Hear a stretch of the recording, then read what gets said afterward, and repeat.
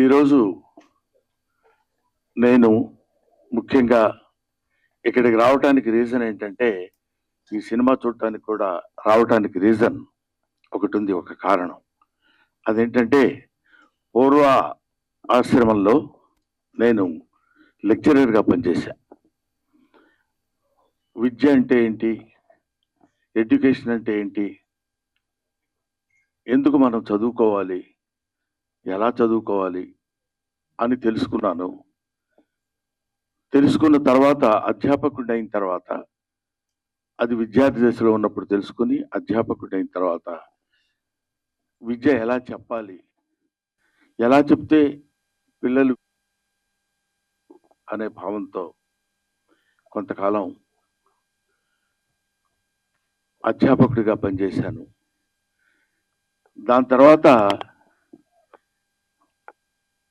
భగవంతుడి ఆశీస్సుల వల్ల, ఆయన నిర్ణయం వల్ల నేను ఈ సినిమా ఇండస్ట్రీకి వచ్చి సినిమా నటుడయ్యాను. అందున హాస్య నటుడయ్యాను. ఈ పాయింట్ ఎందుకు చెప్తున్నానంటే, యూనివర్సిటీ అనే పేరు, అసలు యూనివర్సిటీ అంటే ఏంటి? యూనివర్స్ అంటే విశ్వం.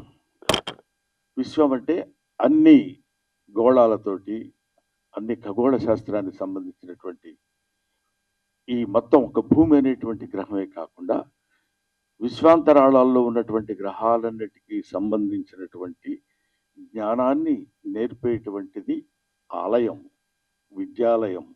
అదే విశ్వవిద్యాలయం, అదే యూనివర్సిటీ.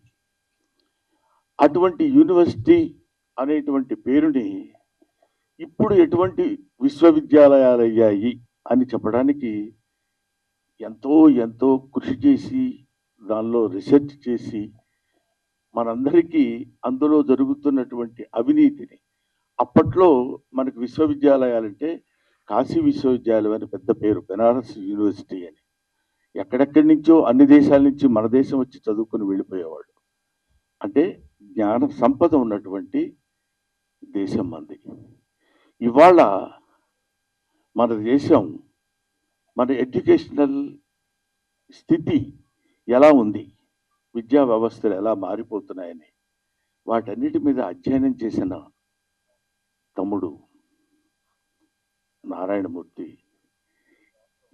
అవన్నీ చూసి తట్టుకోలేక, అంటే ప్రీతి తీసుకోలేక, దీన్ని ఎలాగైనా సరే నా మిత్రులకి, నా వాళ్ళందరికీ పంచిపెట్టాలి. ఎందుకంటే ఈయన ఒక తేనెటీగ లాంటి మనిషి. తిరుగుతుంటాడు అన్ని చోట్లకి వెళ్ళి తేనె పువ్వు చేసుకుని వచ్చి తలా ఒక చుక్క చేతిలో పెట్టాలనేటువంటి మహాసంకల్పం ఉన్న మంచి మనిషి.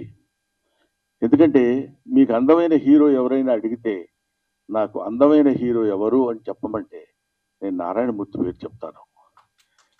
అందం అంటే ఇక్కడ glamour, 6 feet height, curling hair, బ్రహ్మాండమైన ఇది, ఆ తర్వాత మంచి డ్రెస్సింగ్, అలాంటి అందం కాదు. మదర్ తెరిసాని మీకు అందమైన వ్యక్తి ఎవరమ్మా, ఎవరు మీకు అందంగా కనిపిస్తారని అడిగితే, ఎవరి మనసుల్లో సేవాభావం ఉంటుందో, ఎవరి కళ్ళలో దయాగుణం ఉంటుందో ఆ వ్యక్తి, ఆ జీవి అందమైంది అని చెప్పింది. నాకు తెలిసిన నారాయణమూర్తి 40 సంవత్సరాలుగా, నాకు తెలిసి 40 సంవత్సరాలు, ఆయన అంతకుముందు ఎన్ని సంవత్సరాల నుంచి ఉన్నారో నాకు తెలియదు. నిరంతరం నిరంతరం నిరంతరం ప్రజలు, అందున పేదవాళ్ళు, వాళ్ళు పడుతున్న బాధలు, వాళ్ళకి పడుతున్న కష్టాలు, సుఖాలు. ఊరికే నటించటం, నటుడిగా వచ్చి నటించటం అనే కాకుండా, I want to give some message to my people, to the people of India, not to the people of India, to the people of universe. అటువంటి వ్యక్తి నారాయణమూర్తి. బహుశా నేను చూసి పూర్తిగా ఇంతవరకు చాలా కాలమైంది నేను సినిమా మొత్తం కూర్చుని థియేటర్లో ప్రివ్యూలు కానీ లేకపోతే సినిమా హాల్స్లో కానీ నేను చూడటం.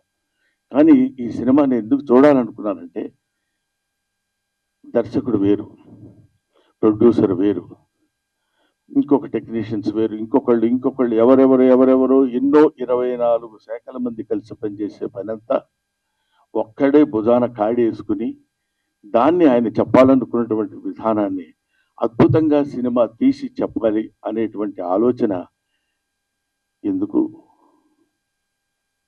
మీకోసం, ప్రజల కోసం, పేద ప్రజల కోసం. ఈ సినిమా చూస్తున్నంతసేపు నాకు అనిపించింది, ఇందులో ఒక అద్భుతమైన ఎమోషన్స్ ఉన్నాయి. తండ్రి కూతురు, తండ్రి కొడుకు, ఆ తండ్రి చదివించి చదివించి ఆ తండ్రి చేసినటువంటి త్యాగం, ఆ తండ్రి కోసం కొడుకు చేసినటువంటి త్యాగం, ఇలాంటి ఎమోషన్స్, ఆల్ ఎమోషన్స్ ఒక చోటికి తీసుకొచ్చి ఎంత దారుణంగా హ్యూమన్ ఎమోషన్స్తో ఆడుకుంటుంది వాళ్ళ ఈ సొసైటీ అని, అవినీతి బంధుప్రీతి చీకటి బజారు అలుముకున్న ఈ దేశం ఎటు దిగజారు అన్నాడు శ్రీశ్రీ 50 ఏళ్ల క్రితం అనుకుంటా. కాబట్టి ఇవాళన్న మాట కాదు అది. దాన్ని ఇవాళ వరకు ఎక్కడ ఏ రకమైన సమస్య ఉన్నా ఈయన ఒక అద్భుతమైనటువంటి రీతిలో దాన్ని మామూలు మనుషులకు కూడా అందుబాటులో ఉండాలి అని కష్టపడి సినిమా తీసి మీకోసం, తన కోసం కాదు, తన ఈ చొక్కా, ఈ ప్యాంటు, అదే తన జీవితం మీకు అంకితం, అంతే. అది చివరి శ్వాస వరకు ఇంకా కష్టపడుతూనే ఉండాలని భగవంతుడిని నేను కోరుకుంటూ, చూడండి ఎంత త్యాగం చేసి ఎన్ని అంటే, ఎవడే మరి ఇప్పుడు ఇట్లాంటి సినిమాలండి మేము ఏం చూస్తాం సార్, మీరు ఏదో చెప్తారు. ఎట్లాంటి సినిమాలు? ఇదేమి నిజానికి దూరంగా ఉన్న సినిమా కాదు, ఇల్యూజన్లో ఉన్న సినిమా కాదు, ఊహించుకున్న ఒక అందమైన అద్భుతమైనటువంటి సుందరాంగి సినిమా కాదు. హాయిగా తలారా స్నానం చేసి వచ్చి ఒక నేత చీర కట్టుకున్న స్త్రీలా ఉన్న సినిమా ఇది. ఒక అందమైన స్త్రీలా ఉన్న సినిమా. అందులో నిజాలుంటాయి, వెతుక్కోండి. అందులో బూతులుండవు, జీవితపు లోతులుంటాయి. చూడండి, వెతుక్కోండి, బావిలో బకెట్ వేసి తోడుకోండి.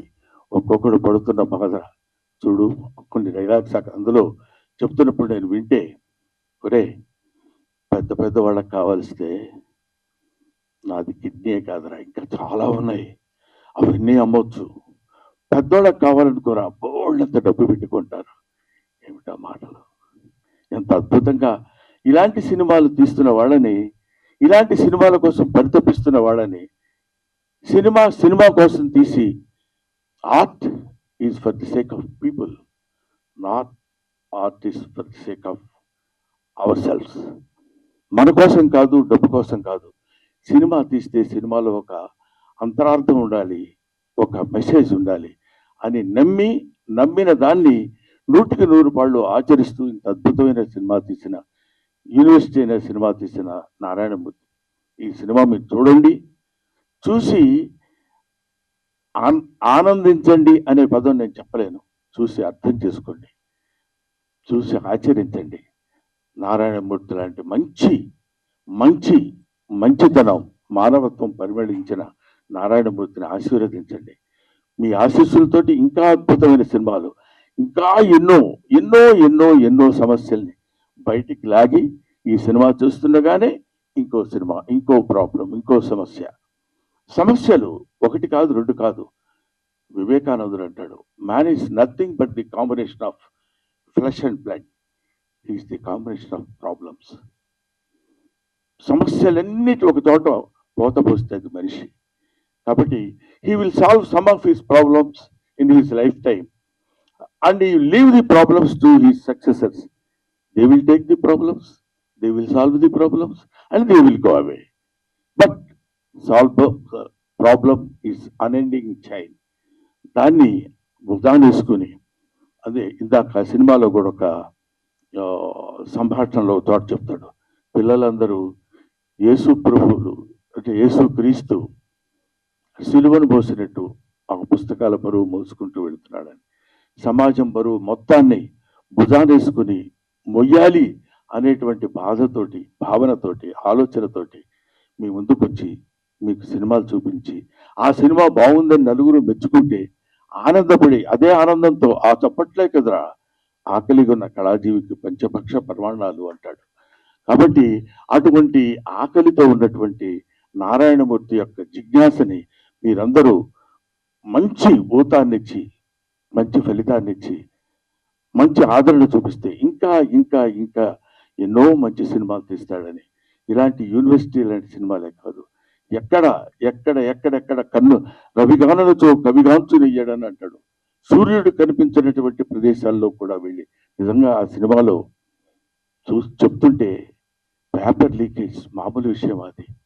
అబ్బా, అలాంటి పేపర్ లీక్ చదువు సంధ్య లేని నిజంగా ఆ పేపర్ రాయటం వల్ల వాడికి ఉద్యోగం వస్తుందనేమో కానీ అందులో ఒక చోట చెప్తాడు, వాడికి డాక్టరీ వృత్తి రాదు, వైద్యం చేస్తాడు.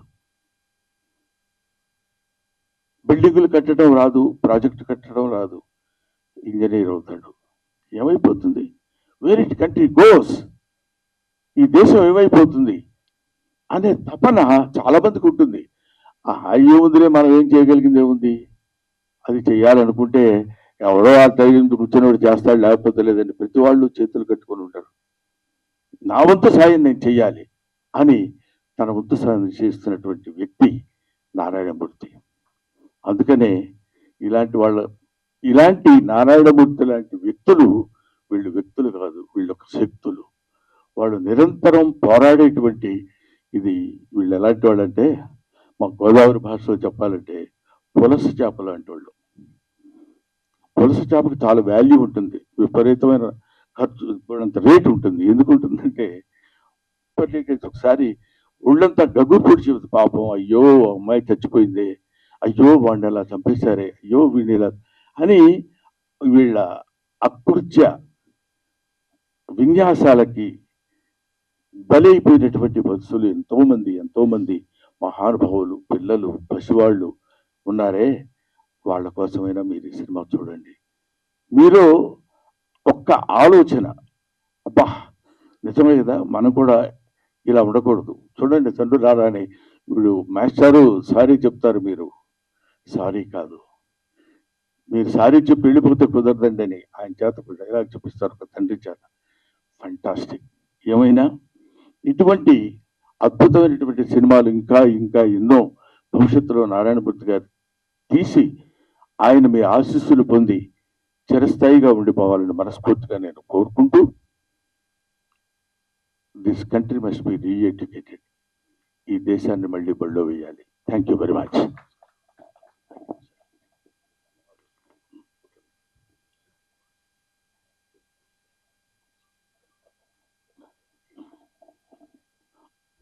ఆ తర్వాత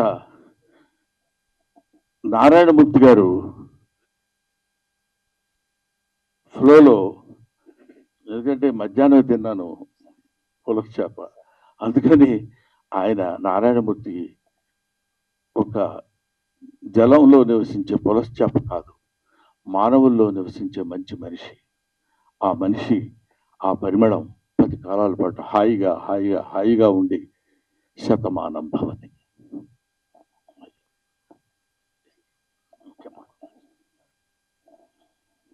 మీ ఆశీర్వాదానికి వందనాలు సార్.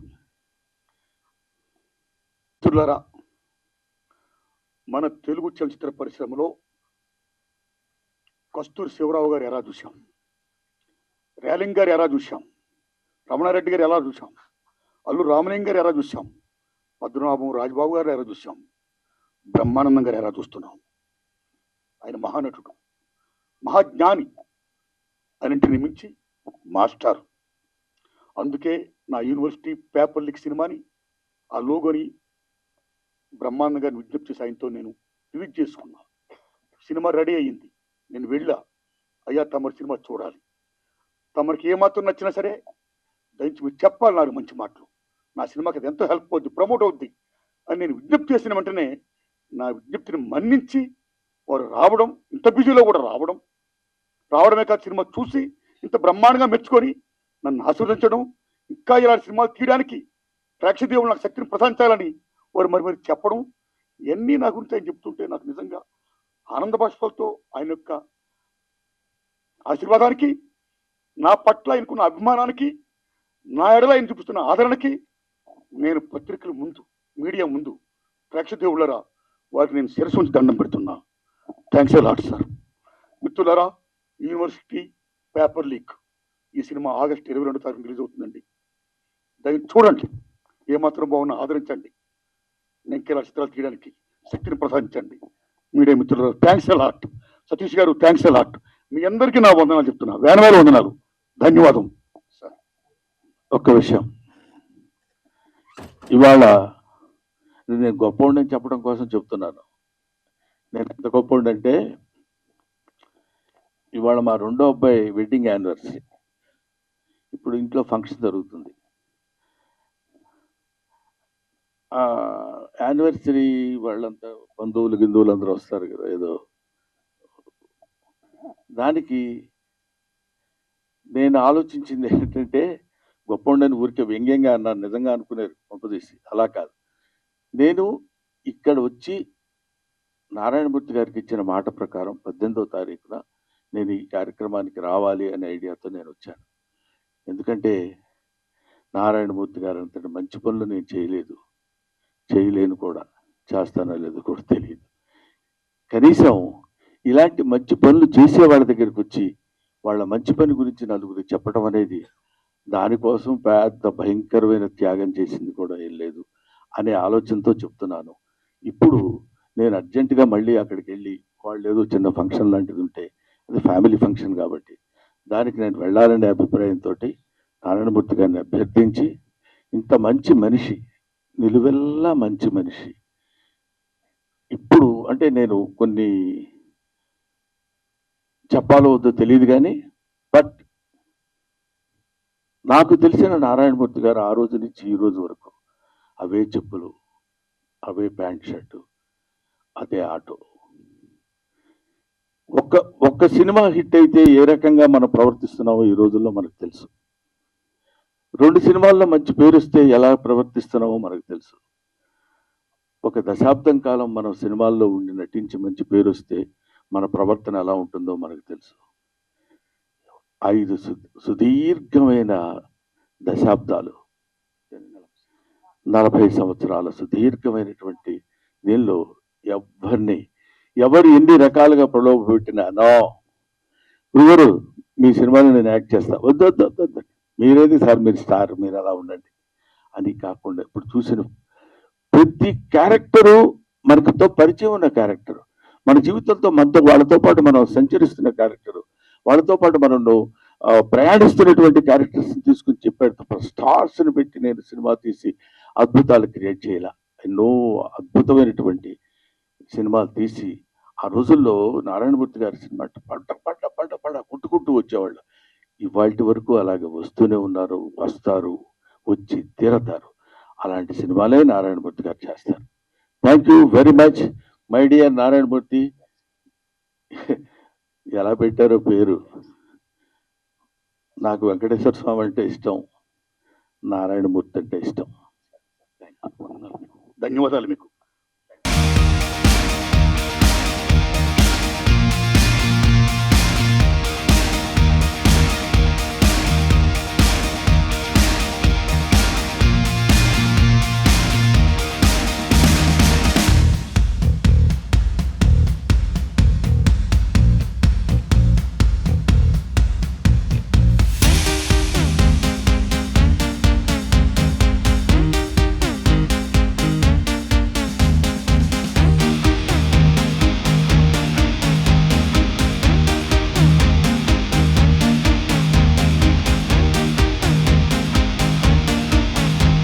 షేర్ చేయండి, లైక్ చేయండి, సబ్స్క్రైబ్ చేయండి.